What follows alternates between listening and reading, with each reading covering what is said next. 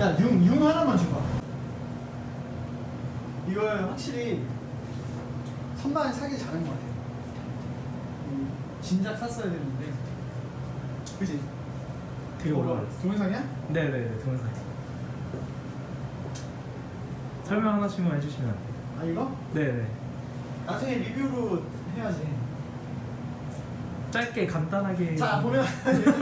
자, 이거는 일단 소노 SQ2 스네어인데, 오늘은 그냥 간단하게만, 얘는 독일인들의 어떤 강박증, 그러니까 정신병은 아닌가 의심될 정도의 어떤 강박증을 보고 있어. 이런 디테일도 보면은 아주 섬세해. 악기 하나하나 만들어 놓은 어떤 만듦새가 굉장히 섬세해. 요거가 이제 소노 하이라이트인데 내 예측하기에는 40년 정도 된 거야. 와, 그렇게 오래. 굉장히 올드 모델. 나보다 나이가 더 많을 거야 아마. 근데 이게 올 파트 다 오리지널이거든. 스매프까지. 다 오리지널. 진화를 거듭한 네. 거고, 얘가 이제 어떻게 보면 올드 모델이지. 되게 올드 모델인데, 이때도 보면은 이때는 별로 지금에 비해서 어떤 기술적인 어떤 것들이 많이 들어있진 않아. 네. 근데 사실 이때까지만 해도 약간 엉성한 느낌이 있어. 엉성한 느낌이 있는데 지금도 보면은 부식이 하나도 없어. 물론 이제 관리를 어느 정도 했기 때문에 하지만, 네. 이 뭐 함량이나 이런 게 사실 중요하거든. 네. 이런 거에서는 타협이 없어. 독일인들이 이런 부분은 타협이 없고, 굉장히 여기도 지금 보면은 자신 있게 적어놨잖아. 메이드 인 저머니. 저머니 돈이 많다는 얘기야. 이런 애들 같은 경우는 뭐야 이거? 이런 애들 같은 경우는 그레치. 네. 미국 악기야, 미국 악기.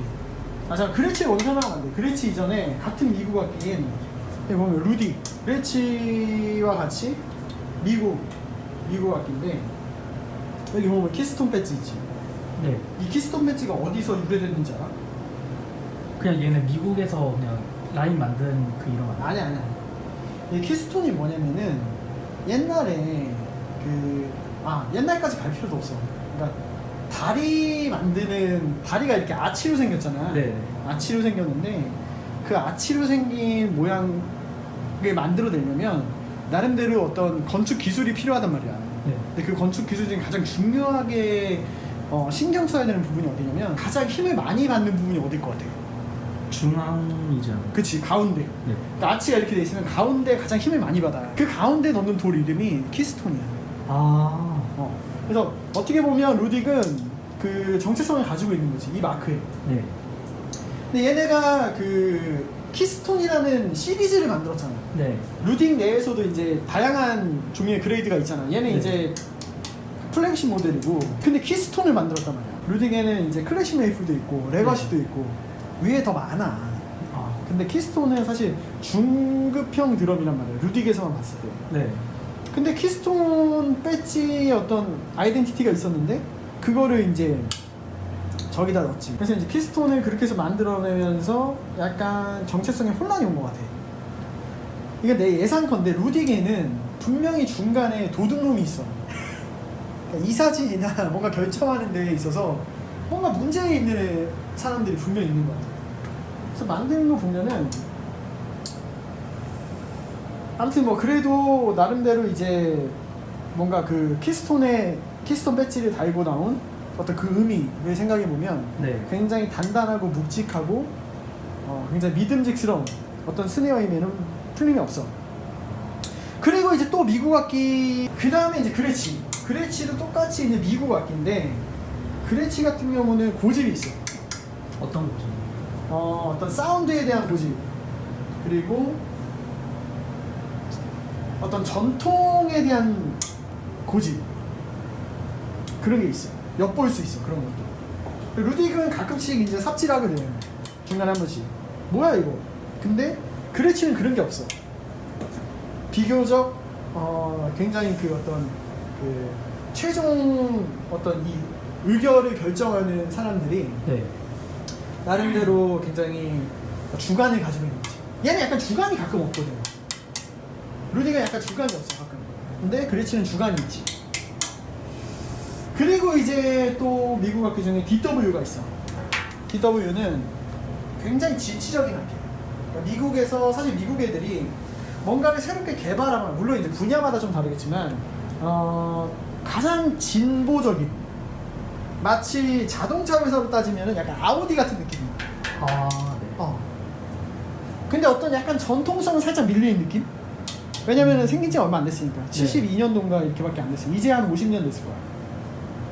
곧 50주년이 돼. 자, 그 다음에 나중에 또 DW에 대한 걸 자세히 또 설명하기로 하고, 그 다음에는 야마하. 일본 악기지. 야마하. 야마하가 지금 여기 말고도 야마하가 또 있어. 이게 있는데 이 야마하 같은 애들은 보면은 이게 이제 야마하 웨프 커스텀 9형이란 말이야. 네. 이 당시만 해도 굉장히 열심히 만들었어. 이런 배지, 그 다음에 이런 어떤 저기 너트, 볼트, 그 다음에 뒤에도 이렇게 아주 깔끔하고 섬세하게. 진짜 일본 애들이 뭔가를 만들 때 이 새끼들 약간 오덕이다. 네. 오타쿠 같은 느낌으로 만들었었는데 요즘의 야마는 너무 대충 만들어. 그게 너무 아쉬워. 그러니까 하이브리드, 메이플 하이브리드 애솔트 같은 경우에는 그래도 양산형 중에서는 최고 모델이잖아. 네. 마치 펄의 레퍼런스 같은 거란 말이야. 근데 너무 대충 만들어. 그래서 일단은 겉보기에도 산티가 나는 느낌이다. 근데 야마하는 왜 그렇게 만들어도 상품성이 있느냐? 기술이 있거든. 회사 내에 네. 여러 가지의 계열사를 갖고 있다 보니까 스틸 만드는 계열사, 네. 나무를 만드는 계열사, 이런 애들 많아. 왜냐면 얘네는 이 스틸 가공은 진짜 엔진도 만들고 보트 네. 만들고 막 요트 만들고 이러면서 나무 하는 기술. 그러니까 기술이 좋으니까 적당히 싼 재료를 가지고 좋은 소리를 낼 수 있다라는 자신감이 있는 것 같아요. 이것도 이제 엘빈 존슨, 야마하 엘빈 존슨이야. 내가 진짜 아끼는 스네요. 이 중에서 이걸 만약에 다 처분한다고 하면 네. 가장 마지막에 처분할 게 얘랑 얘야.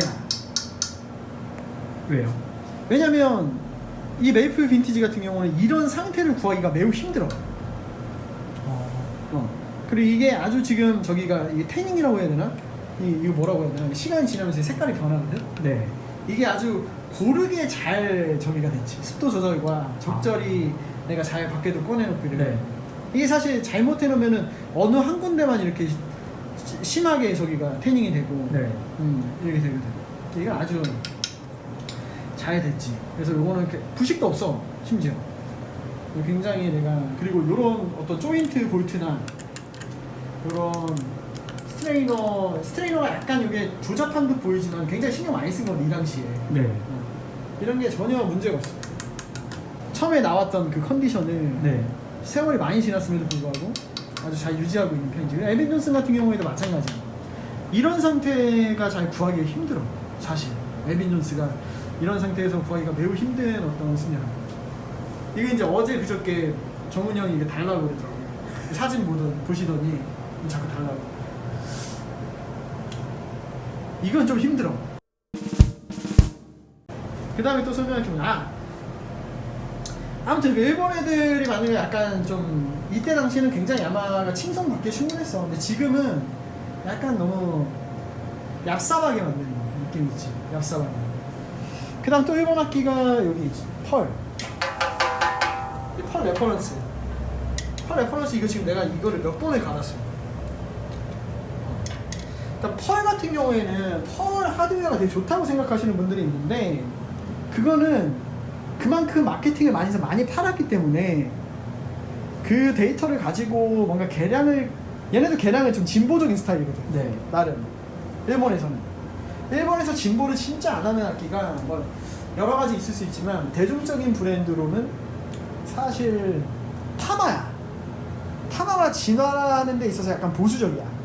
뭐 아무튼 그렇긴 한데 뭐 여러 가지 이유가 있겠지만 그 중에 하나 뭐 생각난다면 뭐 그렇고 아무튼 얍삽하게 만들었어. 하지만 요것도 레퍼런스가 이게 내가 3대째 레퍼런스거든. 2대 보내고 상태가 아주 좋고 악기 컨디션이 좋아. 아무튼 편차가 좀 있더라고. 근데 아무튼 요거는 아주 마음에 들어요. 그래서 소리에 들어오면 레퍼런스 특징적인 소리가 있거든. 네. 근데 얘는 비교적 특징을 가지고 있지만 굉장히 톤이나 어떤 피치가 굉장히 안정적이에요. 굉장히 아끼는 스네어 중에 하나예요. 그럼 이제 그레치 설명했나 아까? 네. 그레치는 특별히 설명을 안 했지. 특별히 했나? 길게는 길게 안 해도 돼요. 그냥. 아무튼 독일인들의 어떤 특징을 엿볼 수 있는, 이게 약간 그 나라의 어떤 그 이미지, 정서가 깃들어져 있다고 해도 과언이 아니에요. 독일은 약간 자, 어떻게 악기를 이렇게까지 섬세하게 뭔가를 이렇게 하지? 라는 것들. 일본은 이제 나뉘어. 근대와 과거의 일본으로. 네. 이때까지만 해도 굉장히 성실하게 만들었어요. 일본의 어떤 자국의 브랜드 가치를 높이기 위해서 굉장히 열심히 했어요. 지금은 얍삽하게 해요. 얍삽. 그리고 항상 내가 뭔가 꼬투리 아닌 꼬투리 잡게 되는 루디게들. 얘네는 다른 게 문제가 아니라 도둑놈이 있어요. 이사회 어떤 이사진 중에 도둑놈이 가끔 삽질만 하면 좋아. 좋은 악기. DW 굉장히 진보적인 악기. 그 다음에 그렇지, 굉장히 역사와 전통, 헤리티지를 중요시 여기면서, 그 다음에 어떤 고집, 나름대로 고집이 있는. 그레치는 딱 치면은 진짜 딱 그레치의 어떤 그 개성적인 느낌이, 근데 그 개성적인 느낌이 굉장히 표준적이야. 굉장히 아름다운 말이 나왔어. 그 개성적인 느낌이 과하지 않고 굉장히 표준적이에요. 굉장히 어떤 기준, 드럼의 어떤 사운드 기준. 펄, 대량 생산. 펄은 약간 사실 특별히 뭔가를 얘기할 만한 게, 펄은 좋고 뭐 나름대로 굉장히 또 진보적인 편이야. 펄도. 아무튼 스네어는 이제 하나씩 리뷰를 이제 디테일하게 할 건데, 오늘은 가볍게 갑자기. 근데 이거 어디서 갖고 왔냐? 저기 나무 뒤에 있는 거 풀어뜨렸어. 나무 자르다고? 네.